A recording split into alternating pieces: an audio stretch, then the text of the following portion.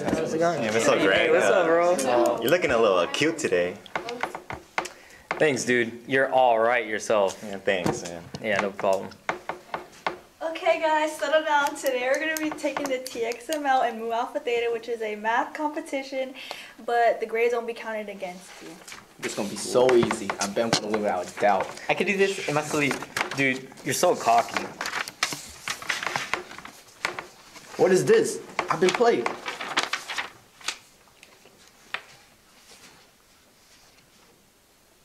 Excuse me, what do you think you're doing? You're breaking a core value.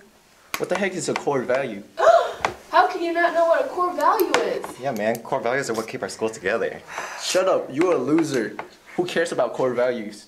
Hey, don't be mean. Be median, mode, or range. Yeah, plus who doesn't care about core values? Well, what core value was I breaking? Dude, you are not practicing mindfulness. Mindfulness? You don't know what being mindful is? Haven't you seen all the signs around school? I mean, just take a look at that sign. What? Not that sign, that sign. Oh.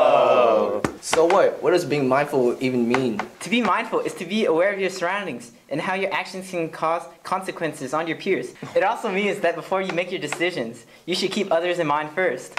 In Mu Alpha Theta, this is one of our most important traits. We want all our members to not cheat and to follow the code of honor. They represent a club with national recognition, and we don't want anyone in our club to not be mindful. Plus, being mindful does not only mean not cheating. It also means to be conscious of your grades. To be Mu Alpha Theta, you have to keep an A/B average in all your math courses. So, you have to focus on your assignments and your work and turn everything in on time. Not only is mindfulness a good quality to have in school, it's also a good quality to have in life. It can help you excel and show people that you're considerate and that you care. Oh, I get it. I have to think if I'm hurting or helping. Exactly. He's got it now. Now he's excelling in life. Yeah, I excel.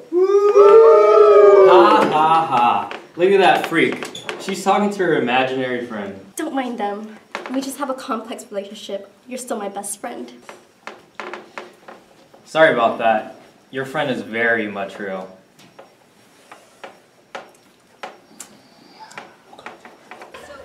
I think of mindfulness as a tool or a skill. Society and our culture is training us to not be focused, so technology is causing us to jump from one thing to the next constantly all the time. And when we're asked or required to focus on something, our brain actually is not prepared to do that. It's not trained to do that. So I think on a very practical level, it's just creating more focus in our lives. It kind of did surprise me. I didn't think I was ever going to use it, but I did. And we were outside in the yard, and then some girl just made me mad. I just feel like pulling her hair out and dropping to the floor and choke her. I use mindfulness to calm down and not do nothing. I like now because there's consequences for that. I kind of feel happy because I get to like really think about the things and not make a mistake that I will regret doing it later on. Practicing mindfulness is important in all areas of life, at school, at home, and in the community.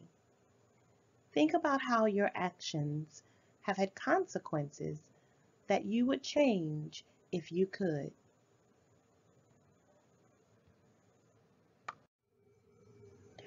One way we can practice mindfulness is with the final exam exemption requirements. So let's take a moment and review. Hey students, are you interested in being exempt from your final exams in the spring of 2019? Do you know all of the requirements? Well, if you practice mindfulness now, you'll surely reap the benefits in the spring. So let's review. First, students in grades 9, 10, 11, and 12 will be eligible for a second semester final examination exemption in all subjects if they 1. Meet certain requirements, 2. Receive passing grades in the first semester in the class for which they are seeking an exemption, and 3. have a second semester grade of 80 or above in that class. Now, I'm sure you're wondering, what are those certain requirements? Well, let's review. Any student qualifying for an exemption must: 1. Have no more than 6 absences in the school year in the full year class for which an exemption is being requested. 2. Have no more than 3 absences in the spring semester in the class for which the exemption is being requested. 3. Attend the class during the final exam in order to maintain the exemption unless the student has less than 6 or 3 absences as noted above. 4. Have not been placed in the in-school suspension program, alternative education classes, or suspended out of school in either the first or the second semester. 5. Have maintained a conduct grade of E, S, or N during both the first and second semesters in the class for which they are seeking exemption.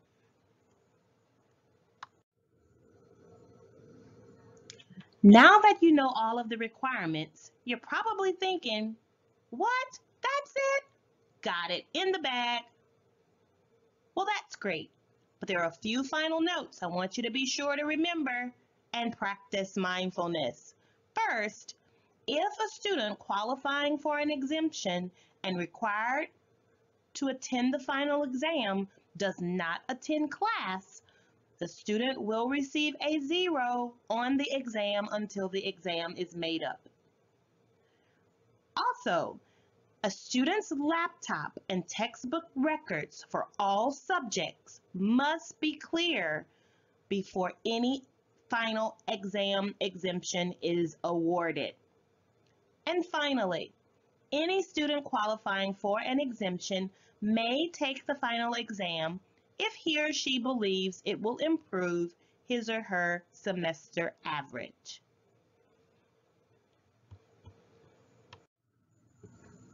So let's talk. Now that we've heard from our Math Honor Society and watched a couple of clips, reviewed some final exam exemptions, let's have a discussion.